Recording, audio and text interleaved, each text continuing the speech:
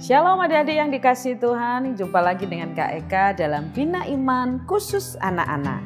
Nah, kali ini dengan tema Yesus terangkat ke surga.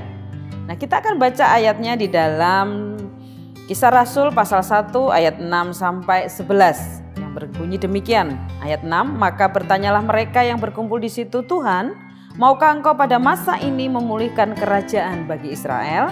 Jawabnya, engkau tidak perlu mengetahui masa dan waktu yang ditetapkan Bapa sendiri menurut kuasanya. Dan ayat 8 berkata, tetapi kamu akan menerima kuasa kalau Roh Kudus turun ke atas kamu.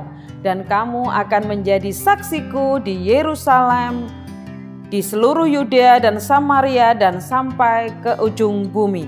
Jadi ketika Tuhan Yesus terangkat ke surga, dia membicarakan hal yang penting, yaitu ketika dia terangkat ke surga dia katakan tetapi kamu, artinya kita juga anak-anak akan menerima kuasa kalau Roh Kudus turun di atas kita. Ketika kita percaya Yesus, maka Roh Kudus ada di dalam diri kita. Ayat 9 berkata, sudah ia mengatakan demikian, terangkatlah ia disaksikan oleh mereka dan awan menutupinya dari pandangan mereka. Jadi ketika Tuhan Yesus terangkat ke surga, banyak yang menyaksikan. Ketika mereka sedang menatap ke langit waktu ia naik, tiba-tiba berdiri dua orang yang berpakaian putih dekat mereka. Dan berkata kepada mereka, hai orang-orang Galilea, mengapakah kamu berdiri melihat ke langit? Yesus ini yang terangkat ke surga akan meninggalkan kamu. Akan datang kembali dengan cara yang sama seperti kamu melihat dia naik ke surga. Jadi janji Tuhan ketika dia terangkat ke surga, dia akan datang kembali dengan cara yang sama. Tapi apa pesan Yesus yang sangat penting sebelum naik ke surga? Ayat 8 dia dikatakan, tetapi kamu akan menerima kuasa. Yang pertama, ketika kita menerima kuasa, kalau Roh Kudus turun ke atas kita, artinya kita dipimpin oleh Roh Kudus, dituntun oleh Roh Kudus. Jadi adik-adik semua jangan takut.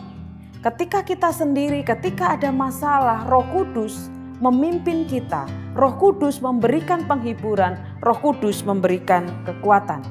Dan apalagi pesan penting yang disampaikan Tuhan, kita harus menjadi saksi di bumi.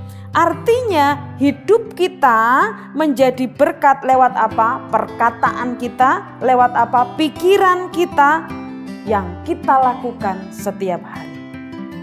Ketika kita ngomong lewat perkataan, tidak hanya perkataan, sekarang kata-kata bisa diucapkan di lewat medsos. Jadi apa yang kalian tulis di medsos itu juga harus menjadi berkat.